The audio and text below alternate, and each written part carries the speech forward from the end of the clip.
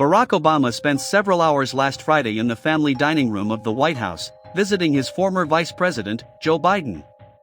The mood was cheerful as the pair exchanged jokes, and the meeting served as a small reunion of sorts for the two presidents' respective staff, many of whom have known each other going back to the Obama White House. Still, the occasion was hardly just two old friends catching up. Obama has made clear to associates in recent months that he believes Biden's intensifying rematch with Donald Trump in November will be incredibly close, and that the 2024 election marks an all-hands-on-deck moment, people familiar with his thinking told CNN.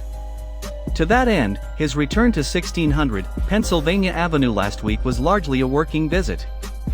Biden and Obama, along with former House Speaker Nancy Pelosi, participated in an organizing call in the White House residence heralding the 14th anniversary of the Affordable Care Act. "We have the chance to do even more, but that only happens if we send Joe and Kamala back to the White House in November," Obama said in the video. "So, we've got to keep working." Off camera, Obama told Biden that he thought the president's State of the Union remarks earlier this month had been effective and were breaking through, according to people familiar with their conversation. Obama also emphasized to Biden how much he believes healthcare will be a politically potent and important issue in the upcoming election. The campaign also recorded other content featuring the two presidents, sources said, that they plan to roll out in the coming weeks. Obama and Biden speak with regularity, sources said, and the former president remains in direct contact with some top White House officials, including Biden's chief of staff, Jeff Zients, who worked in the Obama administration. The former president has lent an occasional hand to Biden since the current president's re-election announcement last year, particularly through public fundraising appeals and in quiet conversations in hopes of allaying concern from some Democrats about Biden seeking a second term.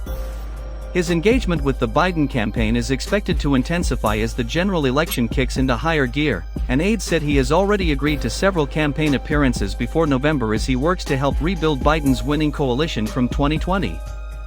Obama's biggest embrace of Biden's re-election effort comes Thursday at a star-studded Manhattan fundraiser featuring Biden, Obama, and former President Bill Clinton.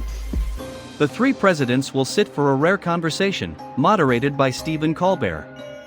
It will hardly be a routine meeting of the President's Club, and when Clinton and Obama take the stage at Radio City Music Hall, their appearance will underscore the extraordinary moment in American history as a sitting president is locked in a bitter fight to keep his predecessor from returning to the White House.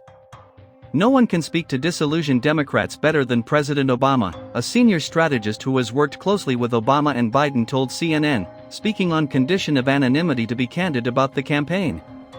But there are limits to what Obama can do. The burden to win this race is still on President Biden.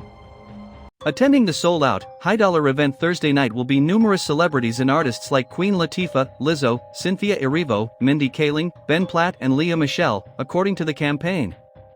The evening will be overseen by high-profile producers Jordan Roth and Alex Timbers, and tickets will range from $225 to $500,000. Capitalizing the rare joint appearance of Biden and two of his predecessors, the campaign is offering some of the high-dollar guests the opportunity to get their photographs taken with all three presidents by famed photographer Annie Leibovitz. As president, Biden has also been in frequent touch with Clinton, sources familiar say. Steve Ricchetti, a top Biden advisor who also worked in the Clinton White House, is also in regular touch with his former boss. Advice and consultation related to the 2024 election have been a part of all of those conversations, those people said.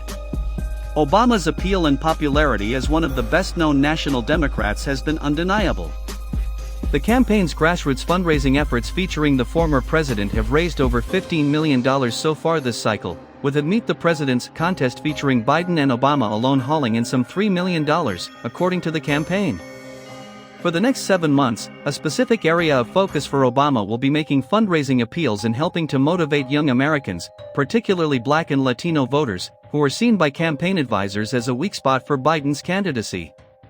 Obama has no plans to hit the stump aggressively until the fall, when early voting begins, following a pattern he has adopted since leaving office. Saving the former president until the end of the race, at the time when voters are paying the most attention, is how Obama and his advisors believe he can be the most effective. No firm travel plans have yet been made, aides said, but the former president is likely to visit college campuses in the fall as well as major cities in battleground states. Obama has not been shy in voicing his concern about Israel's war in Gaza, which has become one of Biden's biggest challenges, both in foreign policy and in domestic politics.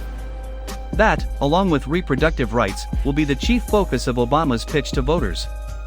Jim Messina, Obama's 2012 campaign manager who has been serving as a close advisor to the Biden re-election campaign, told CNN that his former boss plans to do whatever he can to help Biden secure a second term at the White House. That mission, Messina said, has only been made significantly more urgent by Trump's emergence as the presumptive Republican nominee. Obama has been unambiguous about his willingness to be of service to his former vice president's re-election efforts, one senior Biden advisor told CNN. He has been generous with his time, and he has made it very clear that he is all in on this campaign, the advisor said.